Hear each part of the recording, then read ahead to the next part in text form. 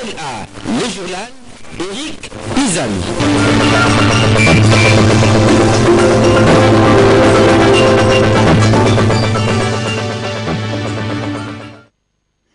Bienvenue dans ce journal, mesdames et messieurs, bonsoir. Deuxième conseil de ministres du gouvernement central à la tête du gouvernement à la Gombe. Pour la deuxième fois, le conseil de ministres a été présidé par lui-même, le chef de l'État, président de la République, Joseph Kabila. 11 000 milliards de francs congolais, c'est le montant global du budget national de l'État pour l'exercice 2017 en cours.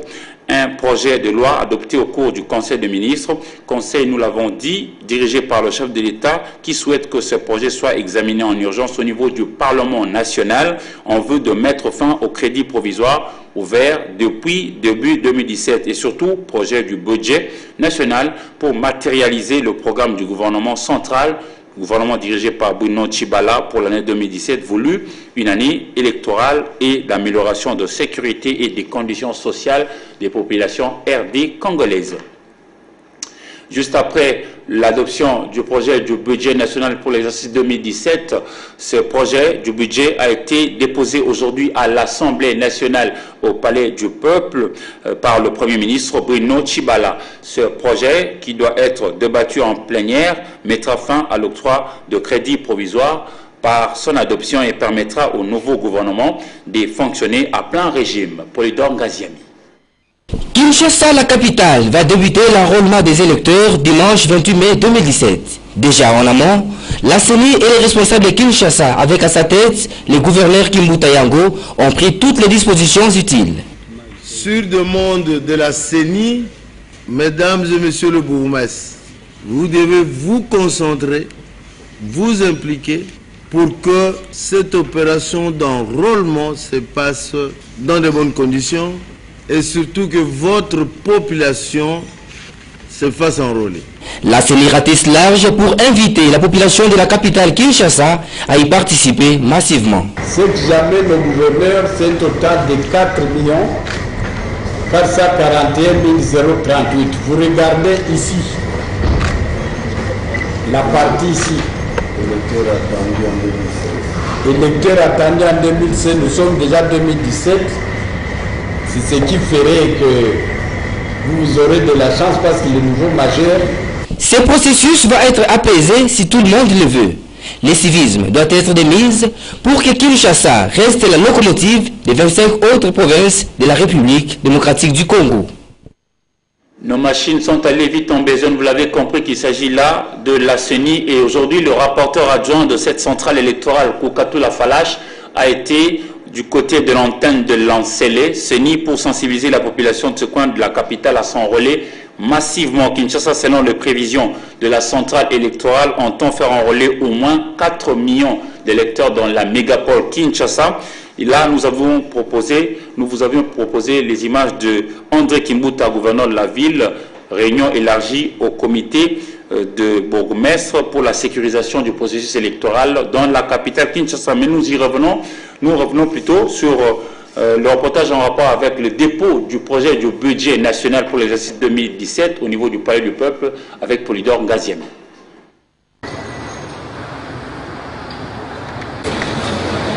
Un document important a été déposé ce vendredi 26 mai au bureau de l'Assemblée nationale par le Premier ministre Bruno Tshibala. Il s'agit du projet de loi de finances pour l'exercice 2017, cette loi qui permettra à chaque ministère de gérer son compte selon la ligne budgétaire. Cette loi déposée autrefois par l'ancien Premier ministre Matata Ponyo avant son départ de la primature, mais pas défendue. Ce document a été réceptionné par le premier vice-président de l'Assemblée nationale, Louange Kibinda, en présence des membres du bureau. Dans son interview accordée à la presse à sa sortie de la salle de réunion de la conférence des présidents des commissions parlementaires, le Premier ministre n'a donné aucune précision quant à la hauteur de ce budget. Cependant, il a rappelé que son gouvernement est celui des missions. Conformément à l'engagement que j'avais pris lors de mon discours d'investiture, de devoir déposer dans les meilleurs délais le projet de loi de finances pour l'exercice 2017, je viens d'accomplir ce devoir en déposant effectivement ces jours le projet du budget de l'État pour l'exercice 2017. Comme je l'avais indiqué dans ces discours, nous sommes un gouvernement de mission. Jean-Claude Kazembe peut dès à présent reprendre ses fonctions à la tête de la province du Haut-Katanga. C'est ainsi qu'on a décidé vendredi 26 mai 2017. La Cour constitutionnelle, vous le savez, c'est la plus haute instance judiciaire de la République démocratique du Congo, déclarant non conforme à la Constitution de la République démocratique du Congo la motion de censure qui avait démis le 18 avril dernier le gouverneur Kazembe, aujourd'hui réhabilité. Regardez. Déclare non conforme à la Constitution et partant nul de plein droit la motion de censure numéro 01 AP par H4/2017 adoptée le 18 avril 2017 par l'Assemblée provinciale du Haut-Katanga, dit n'y avoir pas lieu à paiement de frais d'instance. Dit afin que le présent avis sera signifié au parti, au président de la République, au président de l'Assemblée nationale, au président du Sénat, au Premier ministre, au gouverneur de province, ainsi qu'au président des assemblées provinciales. La Cour a ainsi délibéré et statué à son audience publique de ce vendredi 26 mai 2017. Destitué il y a peu, cet arrêt de la Cour constitutionnelle rendu à Kinshasa vendredi 27 mai 2017 réhabilite Jean-Claude Kazembe dans ses fonctions de gouverneur dans le Haut-Katanga. Comme il s'agit d'un arrêt de la Haute Cour, en vertu de l'article 168 de la Constitution, dès l'instant où l'arrêt est prononcé par la Haute Cour, le gouverneur Kazembe reprend ses attributs en tant que gouverneur. La question que se pose désormais les communs des mortels est celle de savoir quelle sera la nature de la cohabitation entre l'exécutif et le législatif du Haut-Katanga.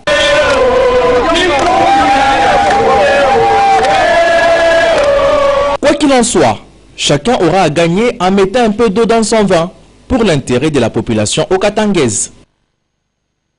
Par ailleurs, le magistrat réuni au sein de la solidarité pour la défense des droits, dignité et intérêts de magistrats sont montés au créneau vendredi pour dénoncer le rapport, selon eux, tendancieux de la CENCO, Conférence épiscopale nationale du Congo, sur l'affaire Katumbi Tchapwe Moïse et Jean-Claude Muyambo. Ils estiment qu'aucune décision ne peut annuler un jugement de justice. Au palais de justice, Sylvie Fortuné Mboula et Jouzen Belebele. Bien qu'elle fait face à plusieurs maux, la justice RD congolaise reste au service du peuple. Voilà pourquoi le magistrat réuni au sein du syndicat Solidarité pour la défense de droits, dignité et intérêts de magistrats a tiré la sonnette d'alarme ce vendredi pour dénoncer le caractère tendancieux du rapport des évêques de la Conférence épiscopale nationale du Congo sur les dossiers Katumbi et Muyambo. Pour Henri Kibonge, la CENCO ne pouvait que recourir à l'article 87 de la Constitution qui parle de la grâce présidentielle et non discréditer le travail de juges congolais. Il y a des voies de recours pour les deux compatriotes, ils doivent exercer les droits de recours. Il y a en dehors de ces voies de recours, parce qu'au moins au niveau politique, les chefs de l'État avaient chargé les évêques de la CENCO, ils n'avaient qu'à utiliser la Constitution, dire vous avez besoin de la paix, mais remettez la peine, conformément à l'article 87, remettez la peine pour ces messieurs. Nous vous parlons des éléments techniques du droit, qu'on n'aurait pas dit jeter des anathèmes contre les magistrats, parce qu'ils n'ont rien à voir avec ça. Nous vous disons que les votes sont là. Il faut dire que la CENCO, dans un rapport confidentiel, avait estimé que le jugement rendu dans l'affaire Moïse Katumbi et Jean-Claude Muyambo n'était pas conforme, ni sur la forme, ni sur le fond. Rien de tel, il ne faut pas salir la justice, a martelé le syndicat de magistrats. Loucha entendait lutte pour le changement a envoyé 2 de ses membres pour discuter jeudi 25 mai 2017 avec la ministre des Droits humains, Marie-Ange Moussobe-Koulia. Ce mouvement citoyen, va-t-on dire, a le sentiment d'avoir désormais une oreille attentive au sein du gouvernement central. En effet, ces délégués ont échangé sur les efforts à déployer pour aider les étudiants graciés il y a peu par le chef de l'État à poursuivre sans problème avec leur cours à l'université de Goma. Nous sommes dans la province du Nord Kivu. Marie-Ange Mouchobe Kwalikulia a rassuré au sujet de la réalité dans l'espace kassaïen que le gouvernement central met le bouchée double pour rétablir la paix et permettre ainsi l'enrôlement des électeurs potentiels dans cette partie du centre de la République démocratique du Congo.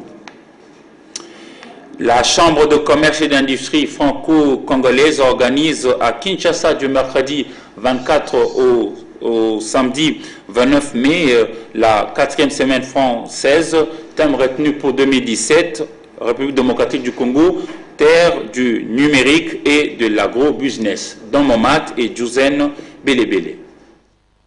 Kinshasa vibre au rythme de la 4e semaine française. Depuis le mercredi 24 mai 2017, l'ambassadeur de la France justifie le pourquoi de la tenue d'un tel événement en RDC.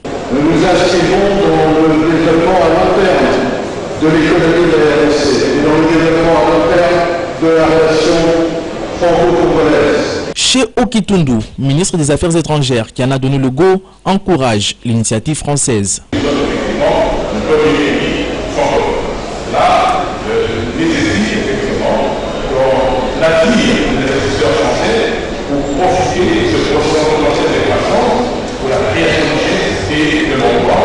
Parmi les entreprises qui ont répondu présentes à ces rendez-vous se trouve Big Radab Group. Cet holding a mis au point une technologie qui rime avec le thème retenu pour cette année, à savoir la RDC, terre du numérique et de l'agribusiness. Avec notre drone, nous avons un système, quand on fait survoler notre drone, ça parcourt tous les champs et ça vous donne toute la situation.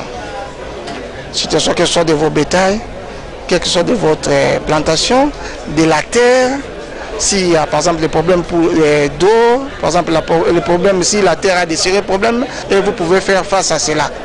Nous avons déjà développé plusieurs logiciels, nous avons déjà développé plusieurs solutions telles que la solution pour le recensement, une foule, la solution pour l'identification, la solution pour les élections, c'est une solution pour des banques, des institutions financières. Deux nouveautés pour cette 4e semaine française, à savoir la participation des SIOMAG dans le cadre du Digital African Tour et la tenue du premier festival international de musique de Kinshasa, Festskin, autour des artistes nationaux et internationaux. Mercredi passé a eu lieu à la gare centrale dans la commune de La Gombe la cérémonie officielle de la réception du système d'éclairage moderne de la route Congo-Japon, autrefois appelé poids lourd, dans Momat, Solange Kwale Pembele et Hugues Moussangilay. C'est sous une pluie battante, symbole de bénédiction en Afrique, qu'a eu lieu mercredi 24 mai 2017 la cérémonie officielle de la réception du nouveau système d'éclairage du boulevard Congo-Japon, ex-poids lourd, dont signé gouvernement japonais au travers son agence de coopération internationale, JICA. Je suis très heureux de voir tous les lampadaires sont bien opérationnels. Et j'espère que ces lampadaires sont efficaces pour la sécurité. L'œuvre réalisée par l'Empire du Soleil Levant réjouit Kinshasa au plus haut point. Donc nous sommes très contents et nous profitons aussi de l'occasion pour féliciter encore la coopération japonaise JICA et remercier le gouvernement japonais. C'est une grande fierté pour la ville et son Excellence, monsieur le gouverneur de la ville qui a demandé que je puisse le représenter, a tenu à ce que nous puissions prendre des dispositions pour assurer la préservation de ce patrimoine. Pour un coût total de 9 millions de dollars américains, ces travaux se sont étendus sur 366 jours. Ainsi, Thomas Louaka, ministre en charge des infrastructures, en appelle au civisme de tous pour la préservation de cet ouvrage. La qualité du travail présenté par l'entreprise Kitano exige de tous un degré élevé de citoyenneté, afin que nous puissions tous ensemble, avec l'aide du Fonds national d'entretien routier, FONER en sigle, et du gouvernement de la ville-province de Kinshasa, préserver les investissements ainsi réalisés et assurer à la pérennisation des ouvrages qui contribuent à l'amélioration des conditions de vie de la communauté nationale. La cérémonie s'est clôturée par la visite des 563 poteaux implantés tout au long de la route Congo-Japon sur une distance de 12,7 km. Et alors, comment éclairer les milieux ruraux en République démocratique du Congo? L'un des promoteurs des ONG ici au Congo démocratique a conduit vendredi auprès du ministre de Développement rural, Justin Bitakwira, un ingénieur indien, pour probablement matérialiser un projet de lampe dite économique. Africa Mujinga. Des initiatives pour développer les milieux ruraux, le ministre du Développement rural, Justin Bitakwira, y tient, car pour lui, toutes les couches de la population congolaise sont concernées par la question du développement. Son entretien du mercredi avec Vino Vachit le conforte bien dans sa détermination. En effet, l'ingénieur indien est venu proposer au ministre un projet de fabrication et de développement d'une lampe à pétrole dénommée Nord. Une initiative saluée par le ministre du Développement rural. S'il peut y avoir effectivement tant soit peu quelqu'un qui nous propose un marché aussi bénéfique, d'essayer d'apporter tant soit peu concours aux populations rurales, de campagne, je crois que nous allons trouver un compromis avec lui. Juste après, le ministre du Développement rural a reçu le président de l'ONGD à Code, entendez Action commune pour la démocratie et le développement intégré. Le député honoraire Pacho Panda est venu répondre à l'appel du ministre lancé aux Congolais. Celui-ci les invite à s'impliquer dans la résorption du chômage de la jeunesse congolaise. Nous avons l'idée de la jeunesse qui ne fout absolument rien et les Kinois n'attendent que le boulot. Ils sont là à ne rien faire. Maintenant, ils vont travailler positivement. Que pense le numéro 1 du développement rural quant à la police du développement? Je crois qu'avec l'appui, l'impulsion du président de la République, nous irons loin. Et les gens, le monde peut nous respecter à travers le travail. Pour Pacho Panda, ancien élu de la circonscription urbano-rurale de la Tchangou, il est important de s'impliquer dans ces projets. Ils en ont parlé sûrement parce qu'il s'agit d'un ministère qui a pour vocation de nourrir l'ensemble du territoire national.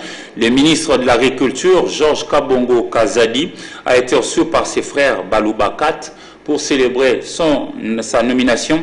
Une occasion pour ce dernier de remercier le chef de l'État, Joseph Kabila Kabange. C'était jeudi 25 mai au cercle de l'Onatra à la Gombe, où l'on retrouve également Africa Mujinga.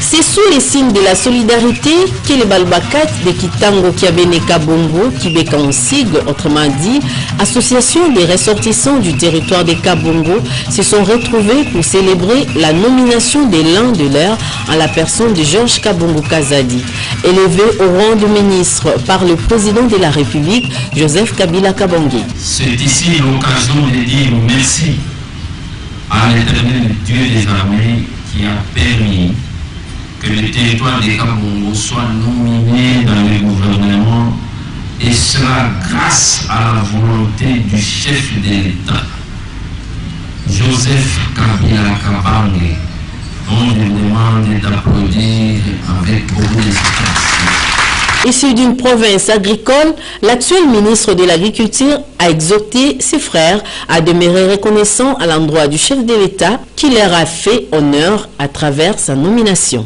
Tout ce que je vais vous demander, il faut beaucoup plus remercier le chef de l'État, Joseph Kabila Kabange, puisqu'il s'est rappelé quand même de Gabon. Nous sommes nombreux dans ce pays. Il y a plusieurs tribus. Nous sommes estimés à 80 millions d'habitants, mais il a pensé, et surtout, il nous a donné ce ministère, et il a choisi le fils de ce territoire pour diriger le ministère de l'Agriculture. Cette cérémonie de jouissance s'est déroulée dans un climat de quiétude et de fraternité. Plein succès donc à Georges Kabongo, ministre de l'Agriculture. L'Organisation des Nations Unies pour l'alimentation et l'agriculture a doté jeudi 25 mai 2017 le laboratoire vétérinaire central d'un équipement qui va permettre au laboratoire vétérinaire de Kinshasa et de Goma de détecter aussi facilement les maladies animales qui menacent la santé animale et humaine, telles que la maladie à virus Ebola. Patricia Molengo Mbolekuni et Hugues Moussangilay. Les équipements remis ce jeudi 25 mai par la FAO au laboratoire vétérinaire central vont permettre au laboratoire vétérinaire de Kinshasa et ceux de Goma de détecter plus rapidement les menaces liées aux maladies zoonotiques telles que les maladies à virus Ebola, l'influenza aviaire hautement pathogène et des maladies non zoonotiques mais d'importance économique telles que la peste des petits ruminants, la fièvre afteuse et la peste porcine africaine.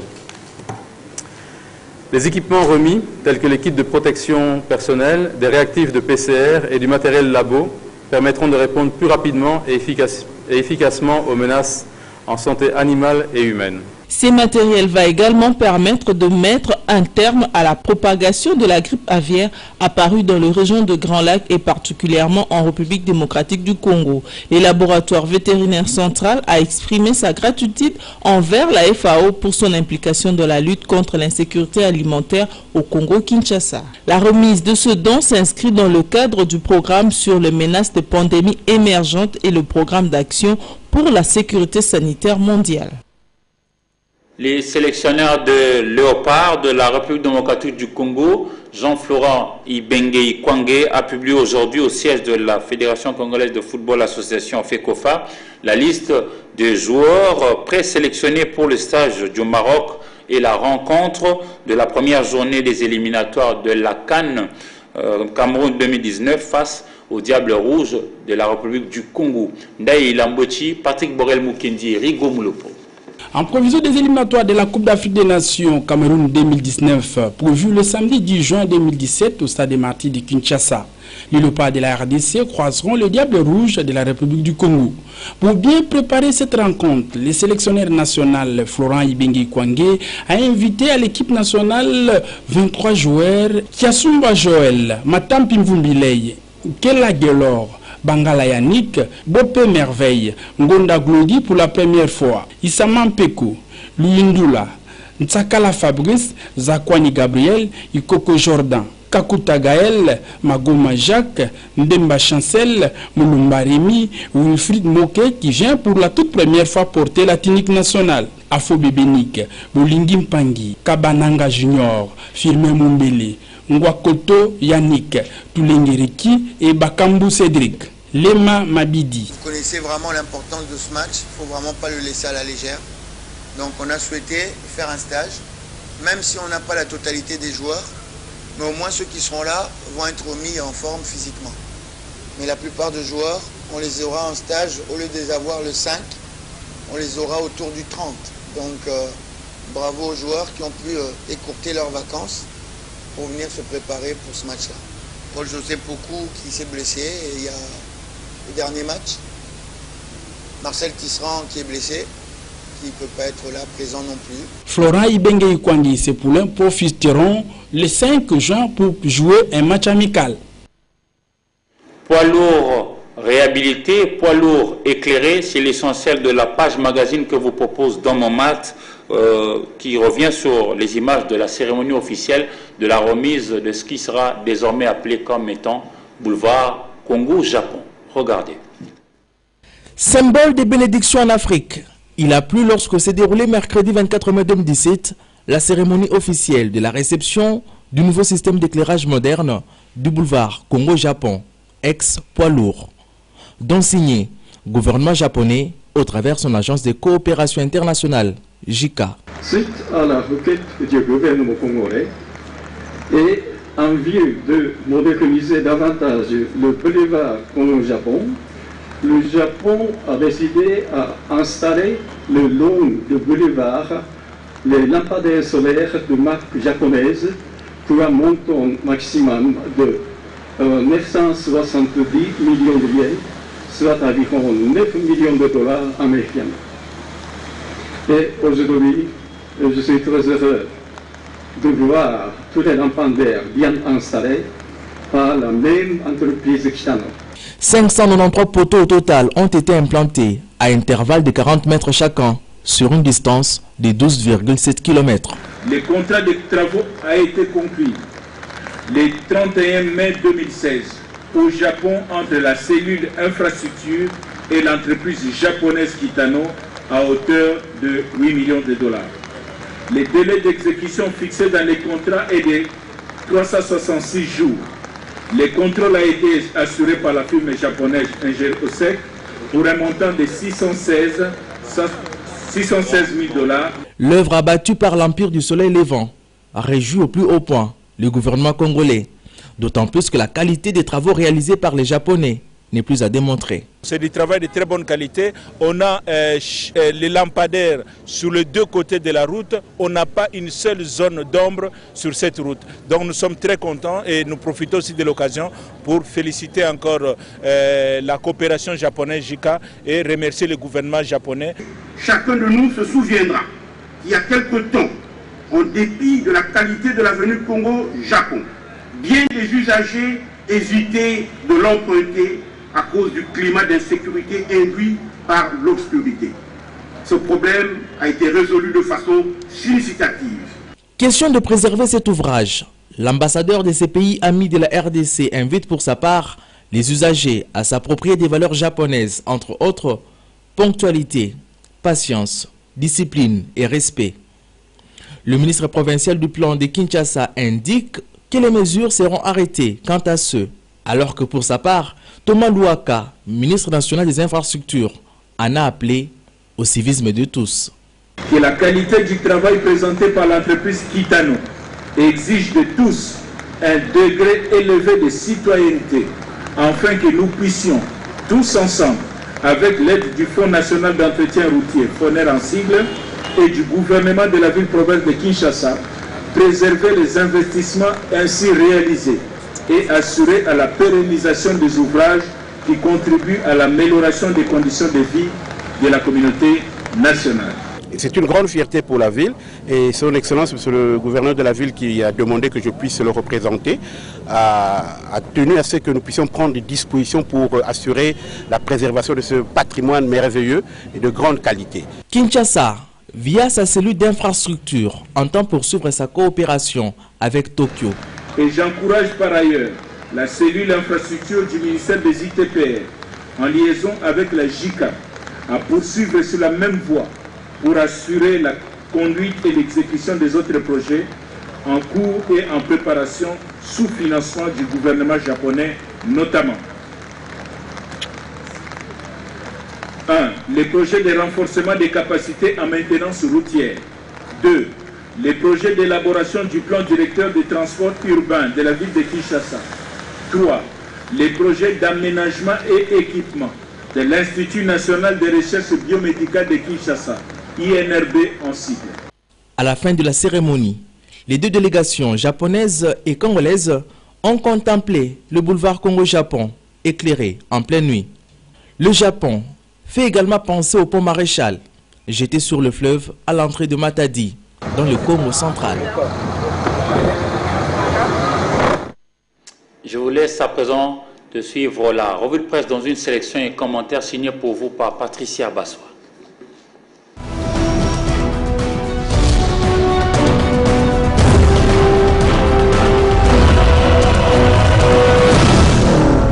Mesdames et messieurs, bonsoir et bienvenue à ce kiosque à journaux.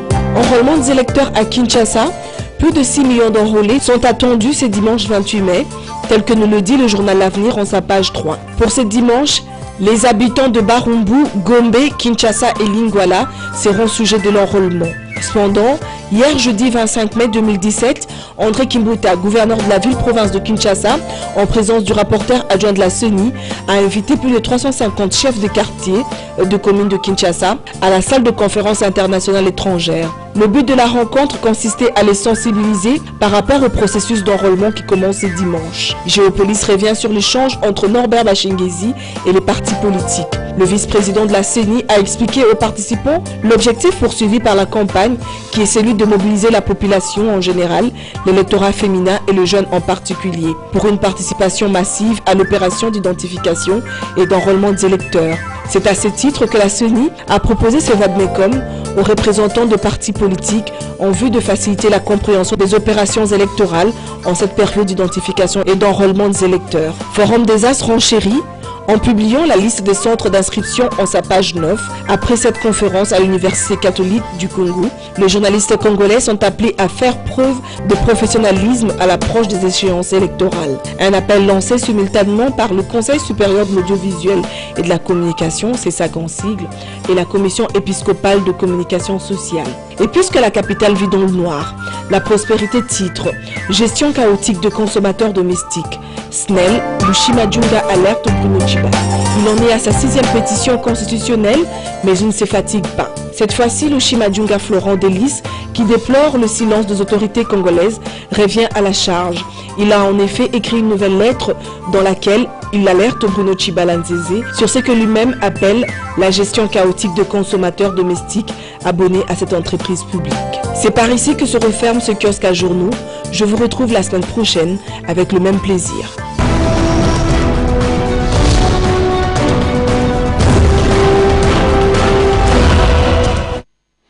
Vous l'avez compris, c'est la fin de ce journal, mesdames et messieurs. Bon début de week-end dans vos familles et au revoir.